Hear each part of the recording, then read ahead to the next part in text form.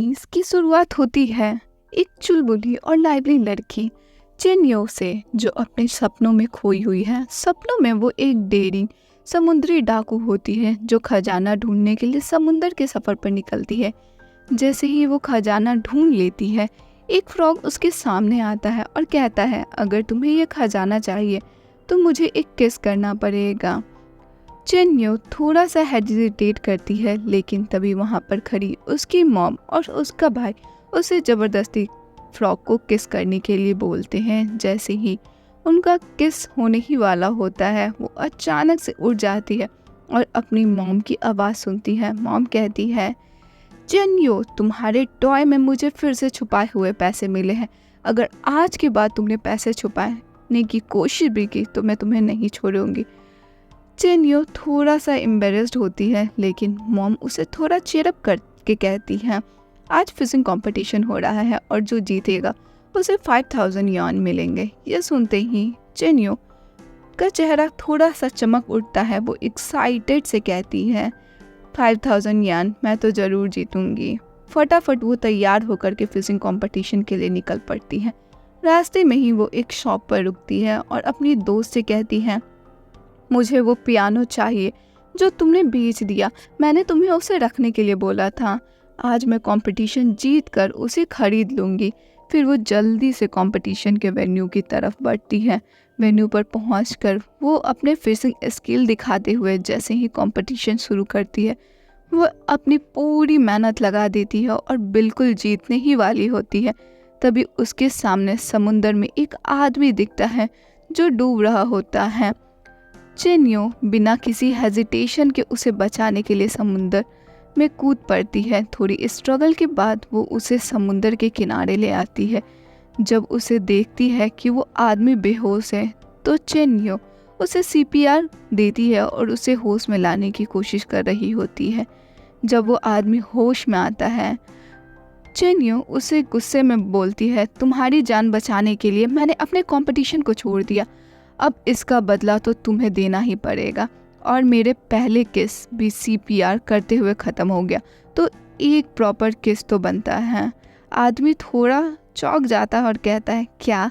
लेकिन चेन्यो उसे कॉन्फिडेंट होकर के बोलती है, हाँ, तुम्हें मेरी ज़िंदगी के 2 इम्पॉर्टेंट मोमेंट को मिस कर दिए हैं।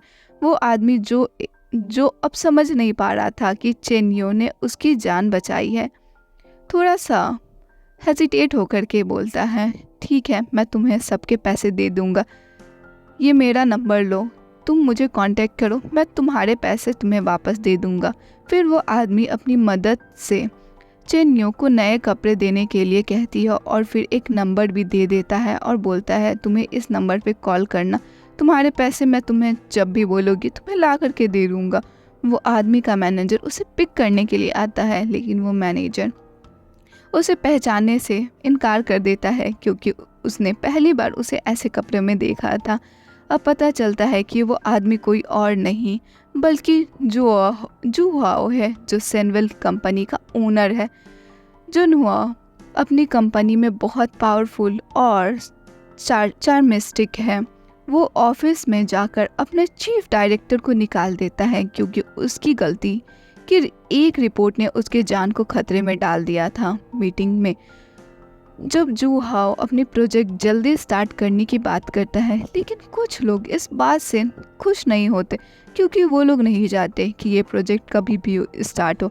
इसी दौरान चेन्यो के अंकल जुहाओ से मिलने के लिए सेनवेल के ऑफिस में वेटिंग कर रहे होते हैं। उनका सी साइड इन सेनवेल के प्रोजेक्ट के लिए तोड़ा जा रहा होता है। चेन्यो इस बात का पता चलता है, लेकिन वो कॉल करते हुए जुनहो से अपने पैसा मांगती है, पर मैनेजर कहता है, जिसे तुम बात करना चाहती हो वो इस नंबर पे अवेलेबल नहीं है। ये सुन करके चेन्यो को लगता है कि जुहो ने उसे धोखा दिया है और उसका पैसा लेकर के भाग गया। फिर चेन्यो के फ़ोन पर एक कॉल आता है और उसे सेनवेल आने के लिए कहा जाता है। जब वो वहाँ पहुँचती है तो देखती है कि वहाँ उसके अंकल इमोशनल ब्लैकमेल कर रहे होते हैं।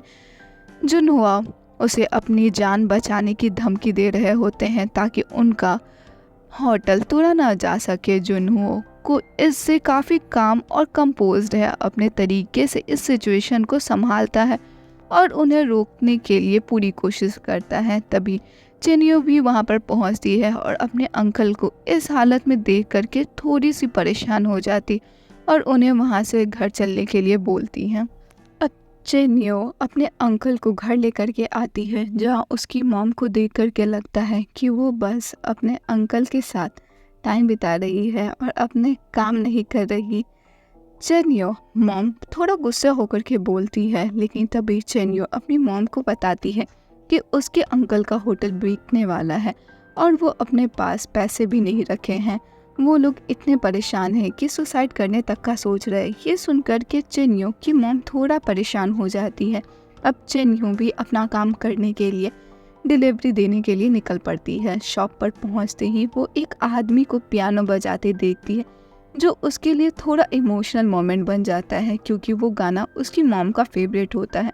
अब चिन्यो उसे कह देती है कि वो पियानो नहीं खरीदे, क्योंकि वो पियानो उसकी मॉम की आखिरी निशानी है। वो आदमी थोड़ा कंफ्यूज होता है, लेकिन फिर कहता है, मैं बस यहाँ से गुजर रहा था तो मैंने पियानो बजाना शुरू कर दिया, मुझे ये नहीं खरीदना। ये सुन करके चिन्यो थोड़ा सा रिलीफ महसूस करती है। तभी वो आदमी से कह देती है, अगर तुम्हें कोई टूरिस्ट गाइड चाहिए तो मैं तुम्हारी गाइड बन सकती हूँ। लेकिन फिर शॉप की ओनर, जो चिन्यो की दोस्त होती है, वो उसे वहाँ से जाने के लिए बोलती है और फिर चिन्यो को जाने के बाद वो टूरिस्ट को बताती है कि चिन्यो पे भरोसा ना करे, क्योंकि वो थोड़ी सी बेईमान लड़की है। चिन्यो अपने अंकल के होटल पर पानी डिलीवर करने आती है, जहाँ काम कर रहे लोग उसे बताते हैं कि अंकल रूम में बहुत देर से लॉक हैं, जिसे सुन करके चिन्यो को लगता है कि कहीं उसके अंकल फिर से सुसाइड करने की कोशिश ना करें, इसलिए वो गेट खोलने की पूरी कोशिश करती है। फिर वो मास्टर की लेकर के रूम के अंदर घुसने की कोशिश करती है। जब वो गेस्ट के रूम में आती है तो वो टूरिस्ट मिलता है, जो उसे शॉप पर पियानो बजाते दिखा था और अभी वो शावर लेकर के निकला था, जिसे देख करके चिन्यो थोड़ा सा शर्मा जाती है, लेकिन उस आदमी को हेल्प करने के लिए बोलती है ताकि वो अपने अंकल की जान बचा सके। दूसरी तरफ जूहाओ अपनी गर्लफ्रेंड के साथ फैमिली डिनर पर होता है। डिनर के दौरान जूहाओ की मॉम उन दोनों की एंगेजमेंट डेट फिक्स कर देती है। ये सुन करके जूहाओ की गर्लफ्रेंड उसे एंगेजमेंट करने से मना कर देती है और बोलती है, मुझे अब एंगेजमेंट नहीं करना। जूहाओ को ये बात थोड़ी सी शॉक करती है, लेकिन वो समझता है कि कुछ टेंशन होगा। अब ये जानना इंटरेस्टिंग होगा कि जूहाओ और चिन्यो का रिलेशनशिप किस डायरेक्शन में जाएगा और क्या चिन्यो अपने अंकल के होटल को बचाने में सफल हो पाएगी और फिर जूहाओ के बीच के कॉम्प्लिकेशंस कभी भी साफ हो पाएंगे और चिन्यो को अपने फैमिली के साथ डील करना होगा। उनके बॉन्ड अभी एक नए लेवल पर बढ़ रहे हैं और किसी ना किसी इमोशनल ट्विस्ट के साथ ये जर्नी का इंटरेस्टिंग बना सक रही है। तो इसे और जानने के लिए हमारे चैनल को सब्सक्राइब करें। तब तक के लिए keep watching and stay safe.